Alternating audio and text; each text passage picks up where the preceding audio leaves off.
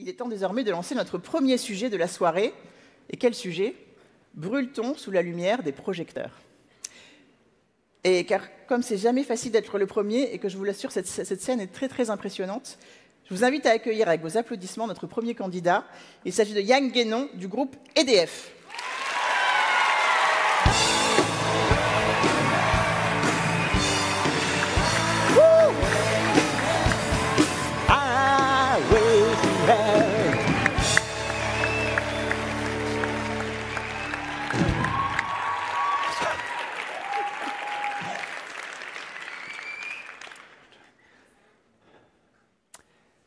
25 mai 1887. Ce soir-là, à l'Opéra Comique, on joue Mignon d'Ambroise Thomas. Fin du premier acte, 9h05 précisément, Virginie Simonet enflamme les planches. Littéralement, les flammes se propagent au plafond, 200 morts, on brûle. Un four, si je puis dire. Alors, oui, il arrive qu'on brûle, au sens propre du terme, sous la lumière des projecteurs. Au XIXe siècle, c'est une quinzaine de théâtres parisiens qui partiront dans les flammes. Il faut dire qu'à cette époque, on s'éclairait au gaz. Maintenant, avec l'électricité, c'est plus rare. Merci EDF. Ah. Je vois qu'il y a des agents EDF dans la salle, ça fait plaisir. Mais ça va me faire perdre mon texte. Alors, mais il y a d'autres manières de brûler. Burn in English. J'ai noté,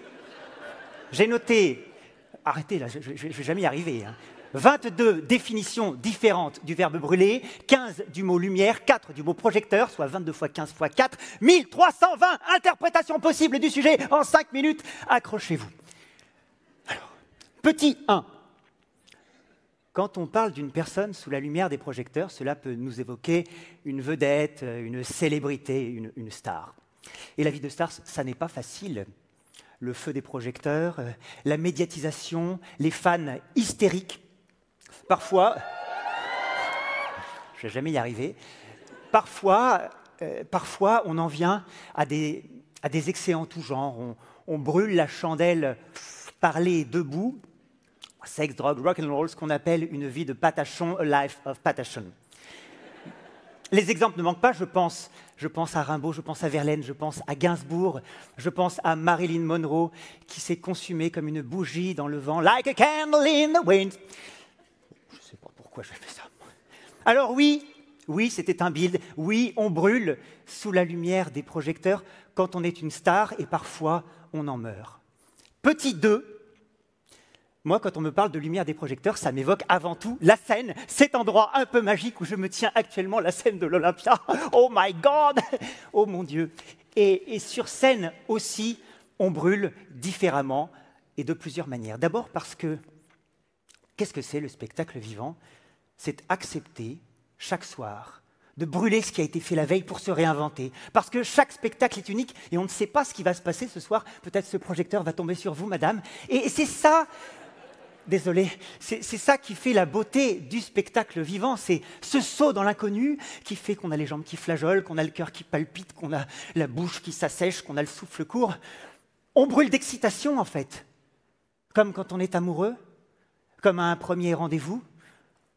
Sauf que ce soir, c'est avec vous que j'ai rendez-vous. Bon, c'est un speed dating, hein. On a 5 minutes, il y en a 11 autres qui attendent derrière. On se calme. Alors, petit 3, donc petit 2, je récapitule, on a vu qu'on brûlait intérieurement, malgré nous, si je puis dire, parce que, voilà, petit 3, on brûle aussi parce que c'est nécessaire, parce que sinon le public ne vient pas, parce que vous voulez nous voir brûler sur scène, bande de sadiques, hein. Vous êtes assoiffés de sang et de larmes, vous voulez voir les gladiateurs s'éventrer, dirty bastard, et je vous comprends. Vous n'avez pas envie que je vous raconte ma vie au bureau. « Oh, salut Jean-Pierre, comment ça va?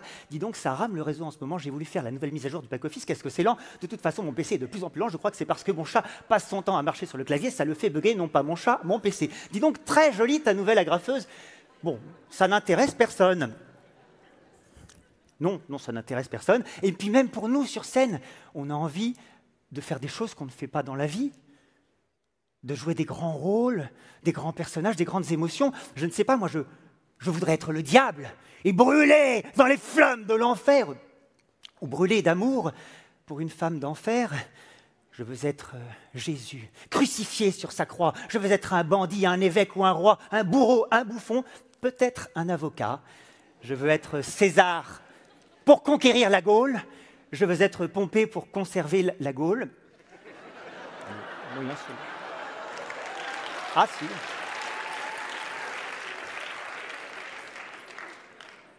Donc vous avez mauvais goût.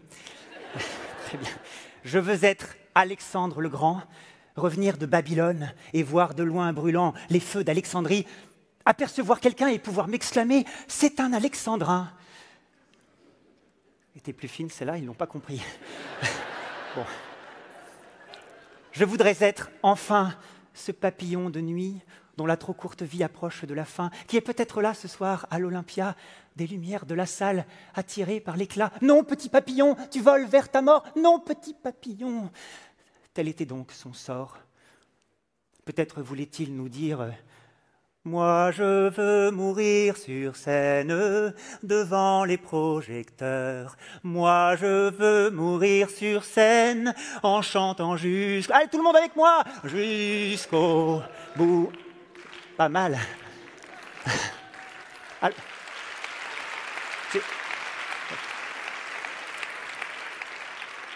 merci, j'ai presque terminé.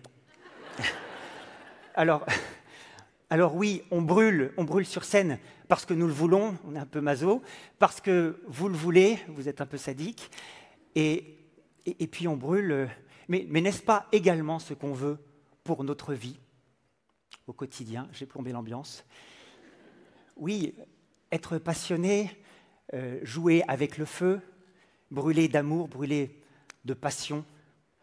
Et au fond, peu importe que la petite flamme qui nous anime soit un feu de forêt, un feu de volcan, ou un petit feu de briquet, un petit feu de camp, pourvu qu'on brûle. Voilà. Merci.